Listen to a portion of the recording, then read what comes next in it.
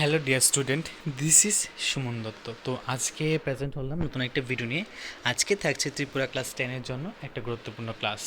তো সেই ক্লাসে আমরা শিখতে চলেছি কি 10টা গুরুত্বপূর্ণ ভাগধারা। তোমাদের যে পরীক্ষা আসছে, আপকামিং এক্সাম, এই যে পরীক্ষা হবে, টেস্ট পরীক্ষা, হাফেলি পরীক্ষা। তো ওই হাফেলি পরীক্ষার মধ্যে তোমাদের প্রথম 30টা বাগধারা আছে, ঠিক আছে? তো ওই 30টা বাগধারা থেকে আমার কাছে যে 10টা ইম্পর্টেন্ট লাগলো, সেই 10টা তোমাদের সামনে এখন তুলে ধরছি। তো জানি না কতটুকু কমন পড়বে, কিন্তু আমার মনে লাগছে যে এগুলা কমন, ঠিক আছে? কই মাছে প্রাণ, যার সহজে মৃত্যু হয় না বা যার প্রাণ শক্তি খুব বেশি।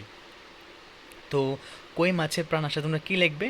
লোকটির উপর দিয়ে তো কম ঝড় গেল না, কিন্তু কই মাছের প্রাণ বলে সে এখনো বেঁচে আছে। কেঁচু গণ্ডূষ অর্থ নতুন করে শুরু করা বা পুনরায় আরম্ভ করা। হিসাবের খাতার সব অঙ্ক ভুল হওয়ায় পুরো কাজটা আবার কেচে গণ্ডূষ করতে হলো, ঠিক আছে? কেচে গণ্ডূষ, নট কেঁচু গণ্ডূষ, কেচে গণ্ডূষ। আষাঢ়ে গল্প অবাস্তবিক বা কাল্পনিক গল্প, যা বিশ্বাসযোগ্য নয়। তোমার এই বা ওই আষাঢ়ে গল্প শোনার সময় আমার নেই। ইন্দ্রপতন কোনো বিশিষ্ট ব্যক্তি বা গুণী ব্যক্তির মৃত্যু বা বিশাল পতন।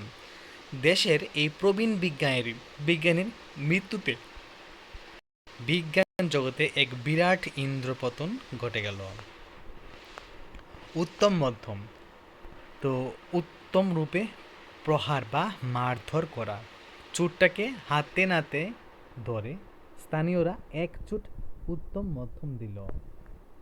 গোবরে পদ্মফুল, খারাপ পরিবেশ বা বংশের জন্ম গুণী বা সুন্দর ব্যক্তি। ওই দরিদ্র ও অসৎ পরিবারের জন্ম নিয়েও ছেলেটি একদম গোবরে পদ্মফুল। ছেলে হাতের মোয়া অর্থ সহজ যে লভ্য বা সামান্য বস্তু যা নিয়ে সহজে সন্তুষ্ট থাকা যায়।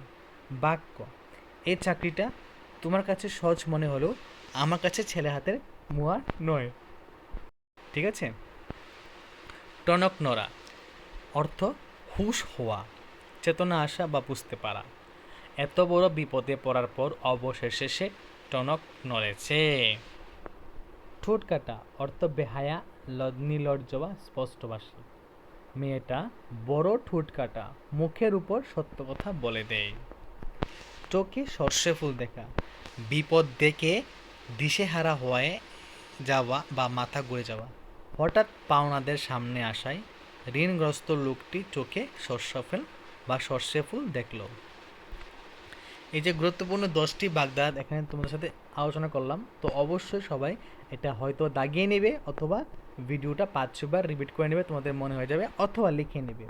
তো যদি এরকম আরও ইনফরমেটিভ ভিডিও তোমাদের চাই এবং পরীক্ষার জন্য যদি বাকি সিলেবাসগুলোর সাজেশন চাই, অবশ্যই আমি খুব তাড়াতাড়ি চেষ্টা করব। কিন্তু তোমাদের একটা প্রধান কাজ হলো তোমরা এটাকে বেশি বেশি করে শেয়ার করবে এবং ফুল ওয়াচ করবে, ঠিক আছে? তো দেখা হচ্ছে একটা গুরুত্বপূর্ণ ভিডিওতে। সবাইকে অসংখ্য ধন্যবাদ।